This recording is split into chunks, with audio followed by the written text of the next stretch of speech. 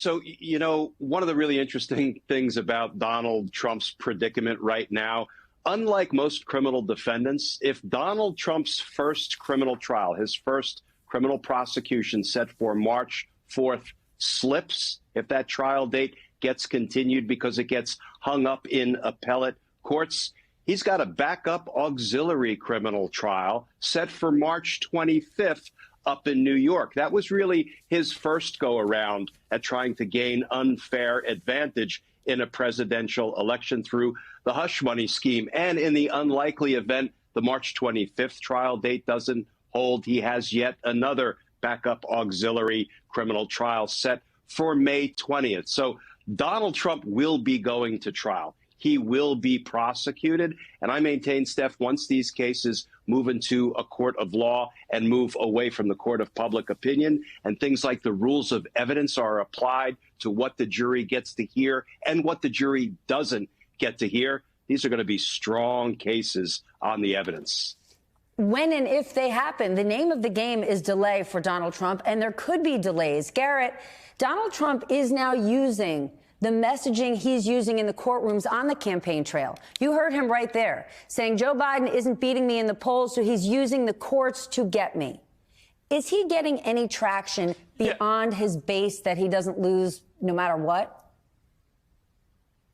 Yeah, absolutely. I mean, he's locking up more and more of the Republican primary electorate beyond just the typical Republican base. I mean, what you're seeing now is a small minority of the electorate who kind of sit in that never Trump or post-Trump camp.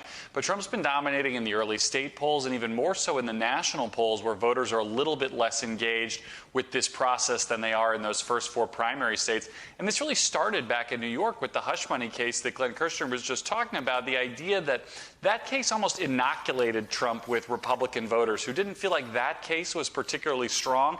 And that's when Trump started making the argument that these cases are about weakening him politically, not holding him accountable legally. That's an argument that has only grown in the minds of a lot of Republican voters, and it's made him stronger in the polls, and it's had the follow-on effect of a lot of his Republican rivals feeling as though they have to defend him against Joe Biden and a weaponized GOJ. I put that in air quotes because there's no evidence of it in any kind of real sense, but it has become a political narrative that Republicans, even those who would like to beat Trump, can't get away from. And all of that has just made him stronger and stronger as we approach these early contests. It's just stunning, that same weaponized DOJ that's charging Joe Biden's son. I don't know how both those things can be true. Glenn, though, let's talk about this Maine ballot appeal. I want to share what we heard earlier from Andrew Weissmann about it.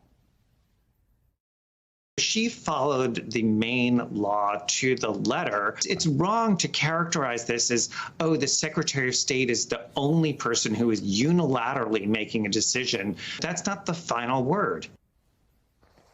Donald Trump also accused her of bias in taking him off the ballot. What do you make of this argument, or what do you make, Glenn, of what Trump is trying to say? Donald Trump can only fight these cases in the court of public opinion because these election officials, secretaries of state, Colorado courts, including, how about the Michigan court, and it looks like California, where they're making the opposite decision, where Donald Trump is not disqualified and his name can go on the ballot. These people, these election officials, these judges are following the law. They're following their oath of office, their sworn duty. That is why the Maryland Secretary of State, Secretary Bellows, did what she did. She held a hearing. The evidence showed, not surprisingly, that Donald Trump engaged in insurrection. Therefore, she was duty-bound to disqualify him, just as if he were 34 years old or he was not a natural-born citizen. And now it will move into the courts. Why? Because the Maine law provides for a court challenge. The cases are playing out, the decisions are playing out the way they are supposed to play out. However, every time one goes against Donald Trump, it's because he's got all these perceived enemies who are out to get him. No, these are just government officials doing their job. All right, Katie, here's my head scratcher, though.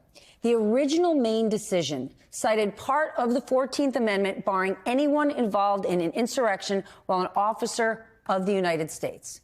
Donald Trump's appeal is saying that it doesn't apply to him because he never served as an officer of the United States or took an oath to support the Constitution. On what planet can he argue that? Isn't that obviously what a president of the United States does? So I think that what he's referencing is the fact that the president is one of the offices that's not explicitly named in the statute. However, to your point, it's really hard to argue that being the president of the United States is not the same as being an officer. So it's almost as though he's looking at a point of omission and trying to build a case around that. I mean, it's not the first time we've seen him do this in court filings, but it does seem to be, to your point, one of the more egregious instances. Garrett, you were at the Capitol on January 6th. And lots of people say it was a crazy day, it was a terrible day, but it was a one-off and it can't possibly happen again. But here we are. The Secretary of State in Maine is getting threats. Her family is getting threats. Her office is getting threats. Is D.C. aware? What does the Capitol, what do people in D.C. think about the pressure, the stress on our system right now? Well, look, in terms of another January 6th, I think part of the problem there was a failure of imagination. The idea that something that big could even happen at the U.S. Capitol or in Washington, D.C. at all was out of the realm of possibility. And I don't think that's the case anymore. I think federal officials, local officials in D.C. are certainly aware of the anger that's out there in the country and the ability that Donald Trump has to control and sometimes weaponize that anger to great effect for his ends. But I don't think we're going to see another January 6th. I do think this kind of more targeted violence and intimidation campaigns have been built into our politics, not since January 6th, but even preceding that, and it's just going to become more common. Most members of Congress you talk to have spent way more money in recent years on their own personal security. They've basically all dealt with threats. Many have been swatted. This is becoming something that's built into our political system. The threat, the specter of violence is now one of the things you have to deal with if you sign up to do the job. It's a cancer on our politics, but it doesn't seem to be going anywhere anytime soon. My God. All right, Glenn, let's talk about Trump's trials. We are now weeks away. You just brought it up, but we're now weeks away from the first votes in 2024, and Trump has a long legal road ahead.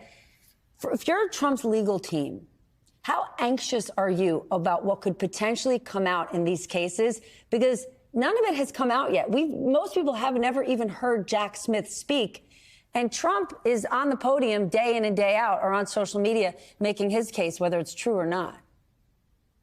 You know, whatever comes out in courts of law, once these cases are being argued to a jury, really won't matter in the court of public opinion. I think they will matter in the courtrooms. And as I say, I think the evidence ultimately on the merits will be pretty overwhelming, pretty compelling. But regardless of the political consequences of how these trials fall, let me tell you, Steph, this old prosecutor never made prosecutorial decisions based on collateral consequences. Every time I hear people complain or observe that, oh, another prosecution against Donald Trump only makes him stronger among his supporters and his base, as a prosecutor, I would say, I don't care. I don't care if it means the nomination is a lock. We don't make prosecutorial decisions based on collateral consequences. We make prosecutorial decisions because somebody, in fact, in this instance, the highest office holder in the United States, committed crimes, democracy-busting crimes. The law supports prosecuting him for those crimes. Collateral consequences be damned. This has to be done.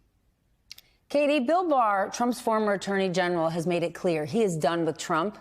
But he thinks booting Trump off of ballots is not a good idea and it's destructive. Does this open the door that future politicians in future elections could look for technicalities? And I'm not in any way implying that the president or anyone in the Democratic Party is doing that. But could this open the door that in the future politicians could look for technicalities to get their opponents booted off ballots? I mean, I think that because of what's already happened, we'll see that occur no matter what, because politics has become such there's just so much retribution in politics right now. But I think that one of the things that Barr says that is interesting is that, you know, he and others have said that what we need voters to repudiate Donald Trump, to say that this is not who we want as president of the United States. There is a practical matter about having Trump taken off some ballots in some states and not others.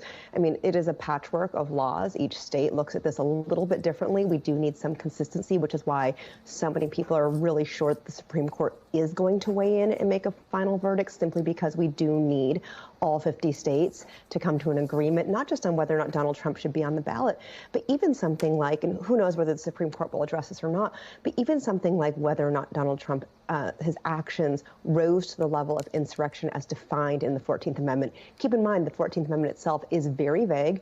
It says things like insurrection. It doesn't define it, nor does it say who should define it. So right now we have 50 bodies defining it in 50 different ways, and that can't really stand either. So there are reasons why I think that the Supreme Court is expected to make some sort of ruling on this at the end of the day.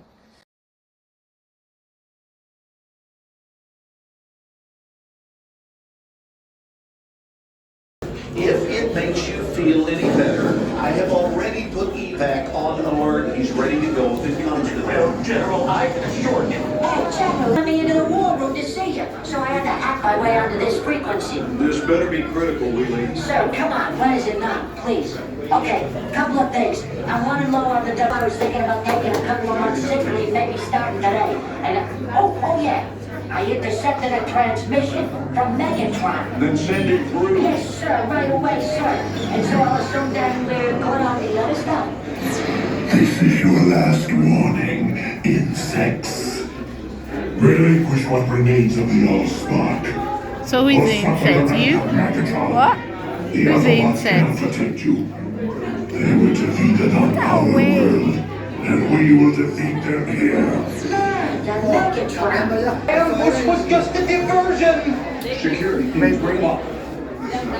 Ravage, he's already inside. Deeds, give me an update on that reserve. Boss readiness. What was his name?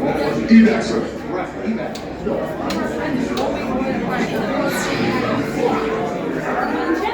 She's right in front.